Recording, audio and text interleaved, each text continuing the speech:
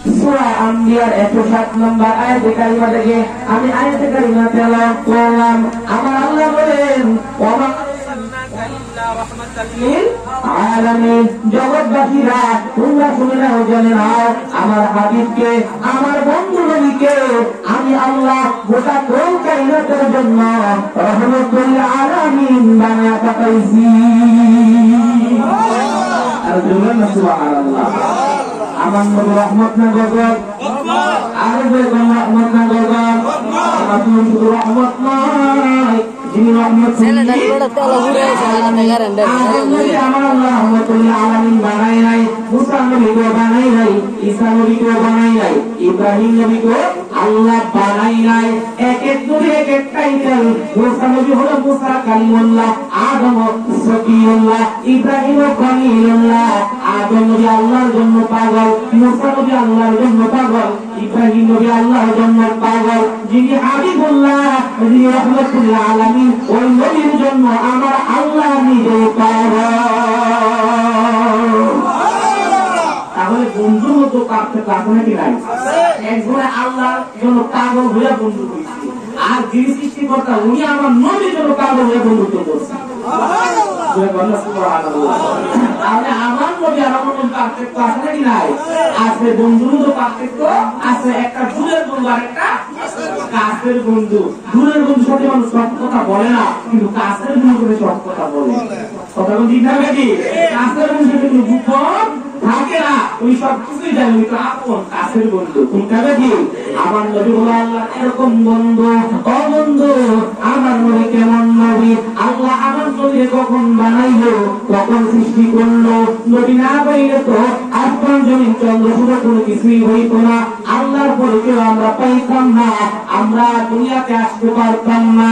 আমার আল্লাহ আমার নবীকে তখনই বানাইছে যখন আল্লাহ ছাড়া এই জগতের মধ্যে আর কোনো কিছুই ছিল না।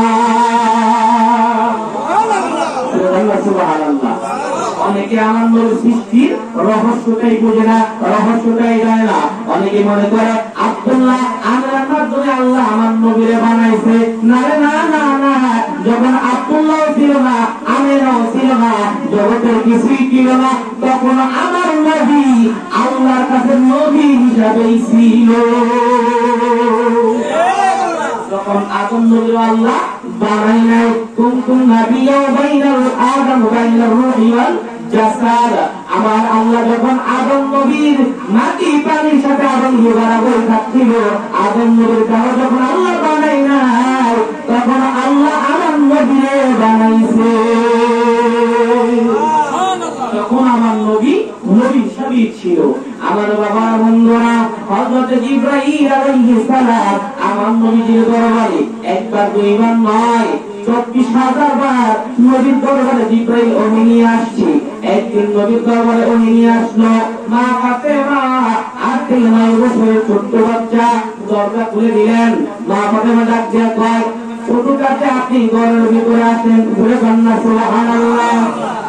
এত বড় জিবরাইল, যেই জিবরাইলের 600 নূরের পাতা, একটা পাতা জিবরাইল বাড়ি দিলে 500 বছর রাস্তা জিবরাইল যাইতে পারে। একটা পাতা বাড়ি দিলে এক আসমান থেকে আরেক আসমানে জিবরাইল চলে যায়। এক আসমান থেকে আরেক আসমানের দূরত্ব হলো 500 বছরের রাস্তা। আসমান কয়টা? 7টা। আসমান কয়টা? 7টা আসমান। জিবরাইল একটা পাকা এভাবে বাড়ি দিলে প্রথম আসমানের থেকে দ্বিতীয় আসমানে চলে যায় এক পাকার বাড়িতে। আর এক প্রথম আসমান থেকে দ্বিতীয় আসমানে যাইতে গেলে 500 বছরের রাস্তা। কত দূর? জিবরাইল মাত্র একটা পাকা বাড়ি দেয়, 500 বছর রাস্তা মুহূর্তের মধ্যেই চলে যায়। কত ক্ষমতা আল্লাহ জিবরাইলে দিছে। এত বড় জিবরাইল 600 পাকা, ফেরেশতাদের সরদার। মাহফিল বললেন, শুধু যদি আপনি ঘরের ভিতরে আছেন, জিবরাইলের চেহারা কালো হয়ে গেছে, মনটা বেজার হয়ে গেছে। আমি এত বড় জিবরাইল, ফাতেমা আমার এই কথা বললো। এই মাত্র আমার নবীর সামনে গেল, আমার নবীর সালাম জানাইলো, ইয়া রাসূলুল্লাহ, আল্লাহর সালাম গ্রহণ করুন। আমি জিবরাইলের সালাম গ্রহণ করুন গো নবী। আমার নবী ডাকতে কই, জিবরাইল রে, তোমার মনটা কেন বেজা?